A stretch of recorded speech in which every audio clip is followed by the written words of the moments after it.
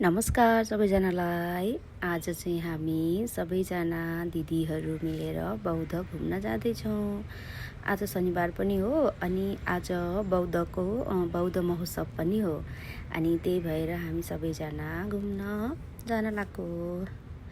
हेर्नुहोस् त कस्तो रमाइलो छ। अनि अहिले यो अब कोर्रा गर्न पनि आउँछ नि त मान्छेहरू, अनि त्यही भएर आज कोर्रा गर्ने मान्छेहरू पनि धेरै हुनुहुन्छ। अनि त्यसपछि आज बौद्ध महोत्सव भएको कारणले सबैजना घुम्न हेर्नलाई इन्जोय गर्न पनि आइरहनु भएको छ।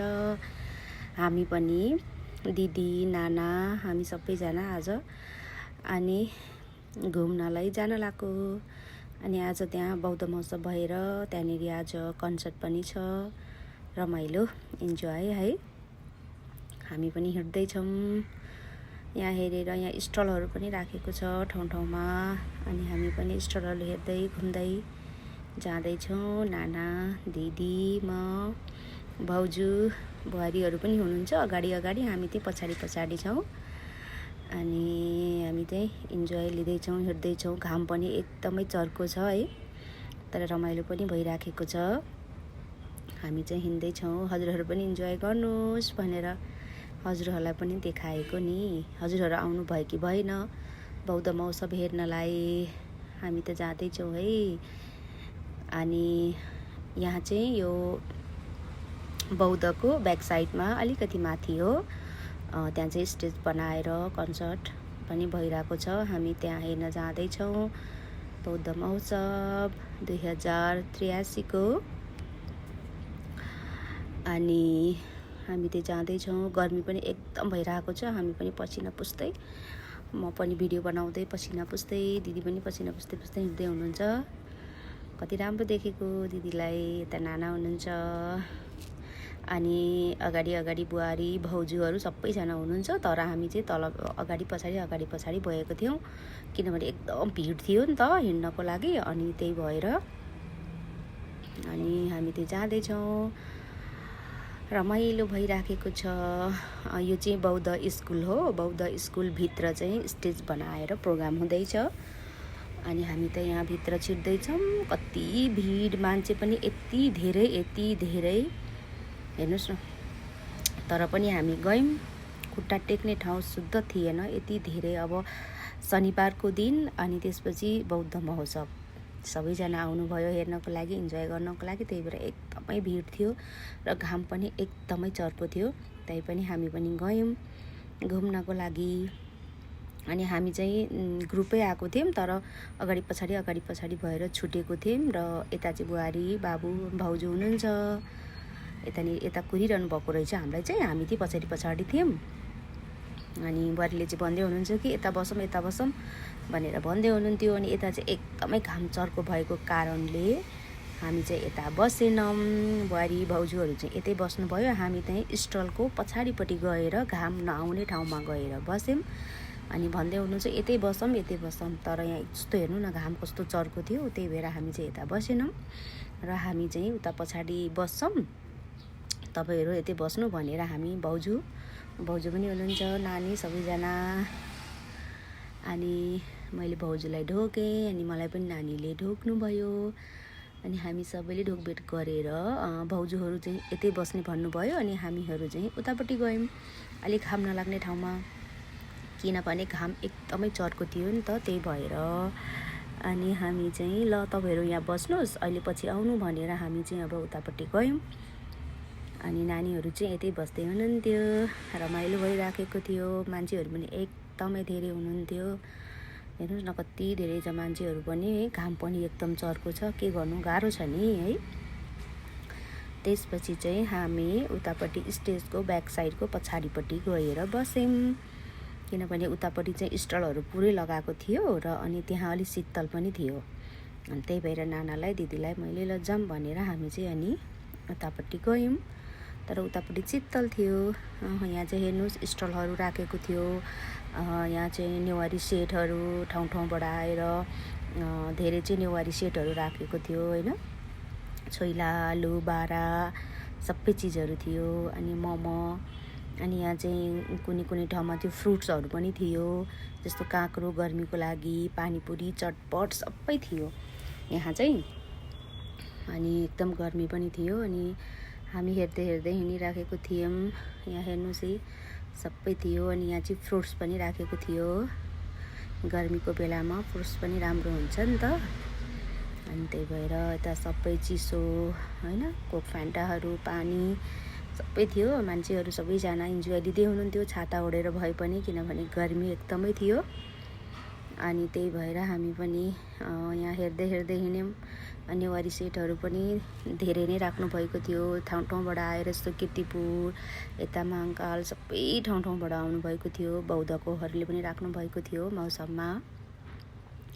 अनि हामी पनि हेर्दै हेर्दै म पनि यहाँ इन्जोय लिँदै थिएँ, भिडियो पनि बनाउँदै थिएँ। रमाइलो भइरहेको थियो। सबैजना आफ्नो तर्फबाट हैन आफ्नो सामानहरूको पुरै यहाँ राख्नु भएको थियो, मतलब बेच्नको लागि। अब आउनेहरूलाई पनि इन्जोय होस् भनेर गर्नको लागि। अनि हामीलाई त एकदम गर्मी भएको भएर दिदी चाहिँ यहाँ पुरै हम्किँदै हुनुहुन्छ छाता ओढेर पनि, किनभने एकदमै घाम थियो। हामी साँझको बेला गएको थियौँ, तै पनि एकदमै गर्मी थियो। त्यतिकैमा गाना बज्दै थियो। अनि हाम्रो यहाँ नाना चाहिँ इन्जोय लिँदै हुनुहुन्छ डान्स गरेर।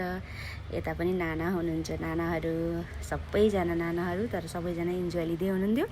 हाम्रो यो कृष्ण नाना हो, उहाँ चाहिँ एकदमै इन्जोय गर्नुहुन्छ। अनि रमाइलो लाग्छ त्यही भएर। अनि त्यहाँ चाहिँ गीत बज्दै थियो र त्यही भएर यहाँ चाहिँ नाना डान्स गर्दै हुनुहुन्थ्यो। अनि त्यही भएर मैले अलिकति लिइहालेँ। यो पनि रमाइलो भइराखेको थियो। सबैजना हामी बसिरहेको थियौँ। हेर्नुहोस् न, गानाहरू भइराखेको थियो, रमाइलो।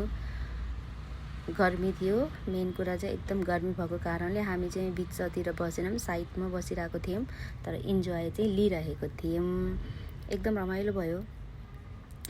शनिबारको दिन पनि घुम्यौँ, रमाइलो गऱ्यौँ, इन्जोय गऱ्यौँ। यहाँ सबैजना इन्जोय गर्दै हुनुहुन्छ। यहाँ चाहिँ गाना भइराखेको छ, सबैजना डान्स गर्ने। उहाँहरूलाई गर्मीको त कुनै महसुसै भएको छैन, किनभने इन्जोय लिइरहनु भएको थियो नि त। अनि त्यही भएर डान्स गर्दै हुनुहुन्छ, इन्जोय गर्दै हुनुहुन्छ। हामी चाहिँ यहाँ साइडमा बसेर हेरिरहेको छौँ। गर्मी पनि एकदमै भएको कारणले दिदी चाहिँ हम्किँदै हुनुहुन्छ। गर्मी तर हल्का हल्का हावा पनि लागिरहेको थियो, तर इन्जोय पनि भइरहेको थियो, किनभने रमाइलो भइरहेको थियो। सबैजना दिदीहरू हैन भेला भएर यसरी रमाइलो हेर्न गएको हामी पनि। एकदम रमाइलो भइरहेको छ। अनि हामीले फोटोहरू पनि खिच्यौँ, टिकटक पनि बनायौँ। अनि तपाईँहरूलाई पनि देखाएको इन्जोय गर्नुहोस् भनेर। अनि यो चाहिँ बौद्धको महोत्सव हो, आज एक दिनको लागि मात्रै हो। अनि दिदीलाई चाहिँ एकदमै रमाइलो लागेर पुरै यहाँ डान्स गर्दै हुनुहुन्छ। नाना चाहिँ एकदमै इन्जोय लिइरहनु भएको छ यहाँ डान्स गरेर। उहाँलाई चाहिँ एकदमै मनपर्छ डान्स गर्नको लागि। उता चाहिँ कन्सर्टमा गाना बजिराखेको थियो, अनि नाना चाहिँ यहाँ नाच्दै हुनुहुन्छ। अनि यहाँ चाहिँ हाम्रो दाइको छोरा हो, उहाँ चाहिँ दाइको छोरा चाहिँ पियानो बजाउँदै हुनुहुन्छ। अनि हामी चाहिँ त्यही हेर्दैछौँ, कन्सर्ट हेर्दै गानाको इन्जोय लिँदै बसिरहेको छौँ। सबैजना डान्स गर्दै हुनुहुन्छ, इन्जोय लिँदै हुनुहुन्छ। एकदमै राम्रो थियो, रमाइलो थियो मौसम। अनि हामी पनि साइडमा बसेर हेरिरहेको थियौँ, रमाइलो भइराखेको थियो, इन्जोय गर्दै थियौँ। अरू पनि सबैजना इन्जोय गर्दै हुनुहुन्छ, रमाइलो गर्दै हुनुहुन्छ। हेर्नुहोस् न कति धेरै मान्छेहरू थियो। आमामा यति धेरै हुनुहुन्थ्यो कि यस्तो गर्मीमा पनि। अनि त्यसपछि नाना अझै पनि डान्स गर्दै हुनुहुन्छ, तर पनि मैले भनेको डान्स गर्नु रमाइलो हुन्छ, इन्जोय गर्नुपर्छ भन्दै थिएँ। यता चाहिँ दिदीहरू नि हाँस्दै हुनुहुन्थ्यो, पोज दिँदै हुनुहुन्थ्यो। अनि म भिडियो बनाउँदै थिएँ, फोटो खिच्दै थिएँ। यता चाहिँ दिदी नानाको डान्स कन्टिन्यू भइरहेको थियो, रमाइलो। दिदीहरू पनि इन्जोय गर्दै हुनुहुन्थ्यो, मैले पनि धेरै इन्जोय गरेँ। हजुरहरूलाई पनि रमाइलो लाग्यो होला है। अनि यतिकैमा हामीलाई एकदम गर्मी भयो। त्यसपछि हामी यता आयौँ पानीपुरी खानको लागि। अनि यहाँ चाहिँ पानीपुरी पनि राखेको थियो, तर अनि हामी लाइन बस्यौँ त एकदमै प्याक थियो। त्यसपछि हाम्रो टर्न आयो, हामी पानीपुरी खायौँ। कस्तो मिठो रहेछ पानीपुरी। अनि पानीपुरी खायौँ, दिदीहरू पनि खाँदै हुनुहुन्छ। अनि त्यसपछि दिदीले भन्नुभयो गर्मी एकदम बढिरहेको छ, लस्सी खाऊँ। त्यसपछि हुन्छ भनेर हामी यता पानीपुरी खाइसकेपछि उतापट्टि चाहिँ लस्सी थियो। अनि त्यसपछि हामी पानीपुरी खाइसकेपछि उतापट्टि लस्सी खान गयौँ। गर्मीमा लस्सी पनि मिठो थियो। अनि त्यसपछि हामी सबै मिलेर लस्सी खायौँ, चेस गर्दै रमाइलो गर्दै। अनि हामी लस्सी पनि मिठो रहेछ, स्टलमा राखेको थियो। त्यसपछि हामीले लस्सी खाएर पनि इन्जोय गऱ्यौँ। मैले पनि खाँदैछु गर्मीमा, मिठो चिसो मिठो एकदमै। हजुरहरूलाई पनि इन्जोय भयो होला भिडियो हेरेर, कस्तो लाग्यो कमेन्ट गरिदिनु होला है त। अनि त्यसपछि हामी बेलुका पनि भइसकेको थियो। अनि त्यसपछि हामी त्यहाँ इन्जोय गरेर पानीपुरी अनि लस्सी खाएर अरू पनि चिजहरू खायौँ, हल्का फुल्का नास्ता गरेर अनि हामी फर्कियौँ। अनि हामी अब फर्किँदैछौँ। आजको दिन चाहिँ हाम्रो यसरी बित्यो। हजुरहरूलाई कस्तो लाग्यो हेरेर कमेन्ट सेयर गरिदिनु होला है।